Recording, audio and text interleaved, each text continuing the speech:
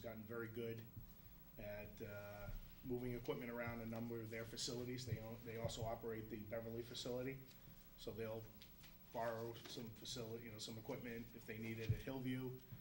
They've also gotten very good at repairing, the products and machinery as well. What type of machinery are we talking? We're talking about mostly lawnmowers, rollers, sprayers, believe it or not, ball pickers for the range, all those type of things that we're talking about, all purely for the golf course. I think that just the biggest variable right now is the contract that's coming up. The contract that's the coming biggest up is, variable that there's, other than the weather, that's always it. Well, the economy, and it seems Yeah. to me that, at least in the past, my observations were that as the economy went down, golf didn't go down immediately. People are in a habit. Eventually, the habit catches up with them, and then they stop golfing, and the economy comes back, and guess what? Golf doesn't come back immediately. So it always seemed to have a phase shift from, the dip in the economy, because this is a big dip, so Yeah. it's hard to say. now one of the, I did read an article that said that with Tiger Woods being in competition over the last weekend and doing fairly well, that if he can continue to do that, that they're projecting that we may see a little slight uptick in golf because people are more interested in it now. There's a celebrity that's part of it, so we'll see. So cheer them on. Cheer 'em on. Cheer 'em on, Well, sure, I'm- Yes. Two questions, somewhat Mhm. related. So with the limited snowfall that we have this year, do you see that as a positive for the course? It has been a positive for the course. We actually had revenue through December of this year for the first time. So that helped to make, close some of the shortfall that we had during the summer and in the fall period. We're also looking to open up pretty early as well. Before the snowstorm, we were hoping to open up around the March 15th, March 19th timeframe. With the 60-degree weather coming this week, we're hoping we can do that. Okay. Thank you. Any other questions? With just looking briefly at it, the personal services, that's under, it's covered in terms of increases in contract? So the personal services is only one person, Yeah, right. who's a member of the non-union That group. person, member of the non-union. Correct. Those numbers are Correct. Any increase that goes to that person comes directly from the Hillview. The GFMI contract is in what year? That's It's already been renewed. already been renewed, so Renewed for that's, another 3 years. that's- That's all set. that's good. Yeah. Right. Well, they've been with us from the beginning, too. They've been great partners. Yeah. Good, terrific. Very good, well, thank you. Okay? All right, Thank Peter, you. thank you. Peter.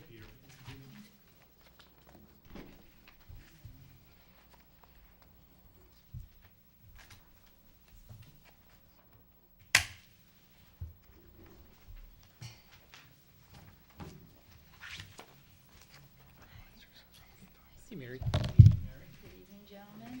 Out of respect for my fellow department heads, I'm gonna try to be quick.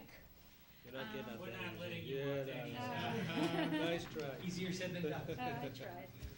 Okay. As you know, my department represents 19.1% of the community. Elders, age 60, gentlemen, now outnumber the students in our school system. 60.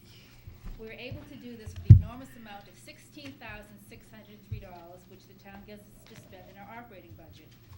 We did this thanks to a great staff and the 110 volunteers who volunteered over 9,000 hours for their time to the savings for the town of over $140,000. We also had the support of my COA board and my friends of the COA board. All cities and towns in the country work with an ASAP agency, which is an area service aging point. We are fortunate to contract with Mystic Valley Elder Services. Through them, we receive $663,600 in services for a town cash match of only $2,159. Price which has changed in 10 years, and they don't anticipate an increase in this. But unfortunately, since 2009, there has been a $25 million cut in home care services in the state. The nutrition budget, where our money comes for our concrete meals and our home-delivered meals, is looking at a 24% cut this year. But even with these cuts, I'm very proud to say, that North Reading has had a 26% increase in our in-home services, which includes delivered meals, home care, health visits, and nursing visits. In 2009, the town spent about $8,500 on each of their students. In 2012, the town will have spent $46 on each of their elders. In 2007, that amount was $2.65 higher per elder. My department has taken a 21% cut in our operating budget in the past 4 years. But again, I'm proud to say that we have not cut any of our program or services to our residents. But with our elderly population growing and budgets either being cut or level funded, I can't promise that the status quo will last much longer, and there will be very difficult choices to make. I want to end on just a few little facts. Elders are the fastest growing population group in the state. I got this information this morning at a legislative breakfast. 1 in 4 households in Massachusetts have someone in them over the age of 65. And again, 19% of the population is over 60. The elderly population in Massachusetts will have grown 71% between 2000 and 2030. Huge increase, and I'm asking the town and everyone here, are we ready for this growth? And you're willing to put some more money into your elderly citizens? Any questions?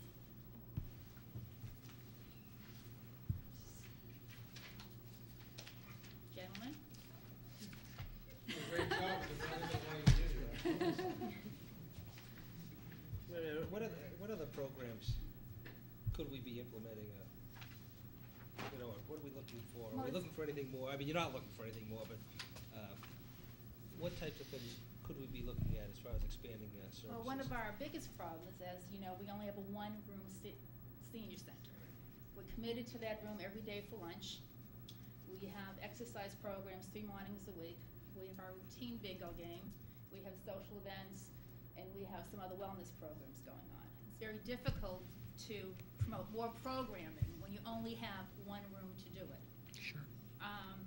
I knew baby boomers coming in, the same people who were sitting here tonight years ago fighting for their schools, are now going to demand new services.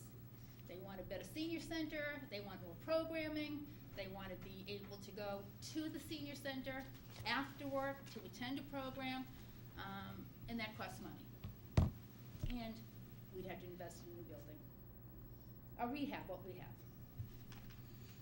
So the numbers are there and they're going to want services. The windows aren't as drafty as they were before. Oh, the windows are wonderful. On the first floor, right? On the first, no, on the second floor, they're very nice Yeah, too. but we still haven't done anything with the second floor. Second floor is totally, yeah, we have a condemned kitchen. There is no way to get up to the second floor. The building needs a lot of work. But It's a wonderful beautiful building. space, it's unfortunately, it's a sign of the time, so it's unfortunate we can't It do is. anything with it. So, that's where we It are. is time to We need an elevator. buy a new Dad's just gonna space. say that. We need an elevator. A little renovation, a little love. But it only costs around $5 million with this pennies, what you're planning on spending on this new school.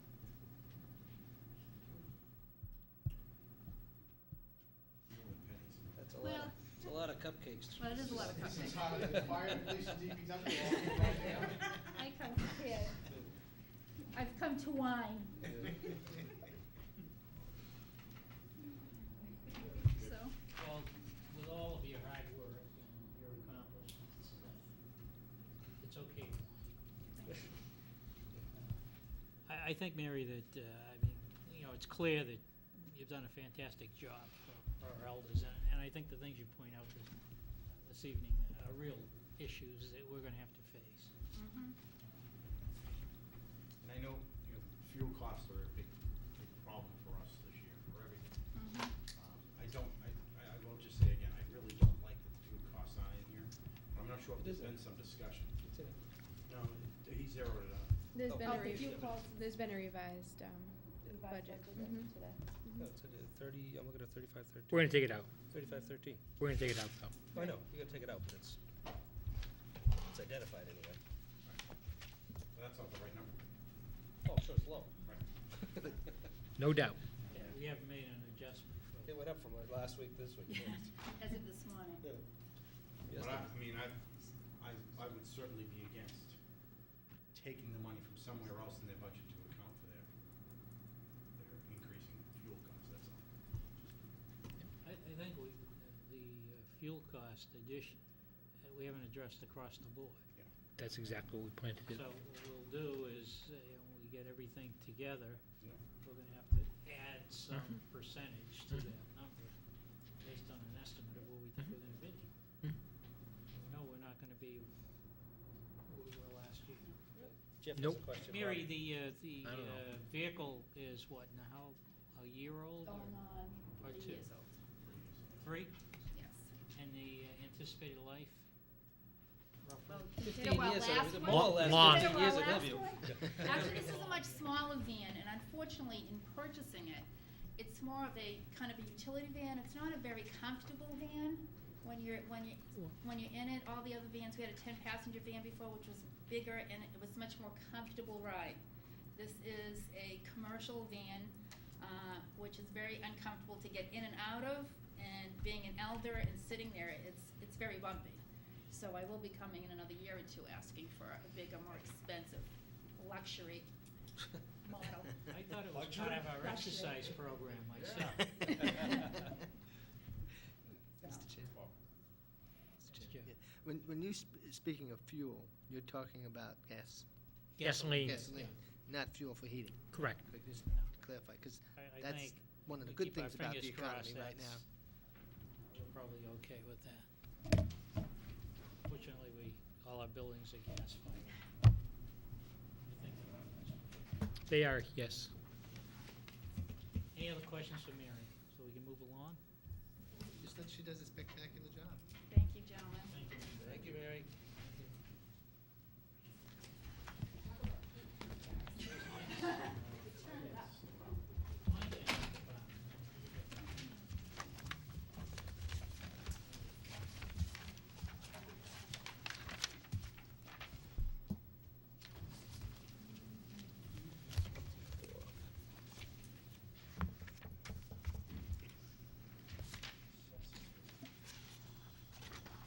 For those in the audience that don't know, Elizabeth is our new finance director. She's here for, I lost track now, 4 months? 4 months? Yes. Seems like, how long? Lifetime. Longer than 4 months. Okay, so as you all know, the finance department is responsible for all the finances of the town, the record keeping, as well as under the finance division, comes assessing and treasury and collection. So along with that, we're responsible for cash reconciliation of receivables, the timeliness of setting the tax rates, completion of the budget, as well as debt management, the annual audit, and other DOR reports.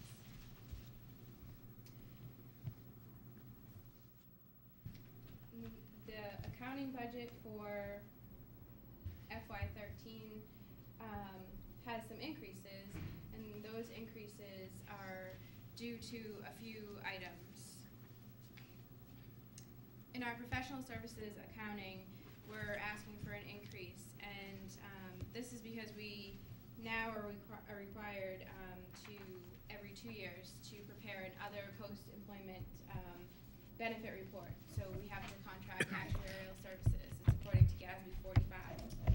Those services can range anywhere from $12,000 to $15,000 to have that report completed. Also for FY13, our audit services contract is up for renewal. So we have choices to go out to bid, or you can, choose.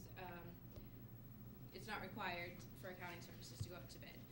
However, with the rising costs, we were in a contract for 3 years, and that price was set. Now those prices have increased for services, so we paid on average between $35,000 to $40,000 for those services. They could go from $40,000 to $45,000. As well as municipal Medicare services, we pay a fee to right now to UMass. Last year it was SEAM Collaborative. So those average about $2,500 a year. And we still have to pay for our old accounting software support.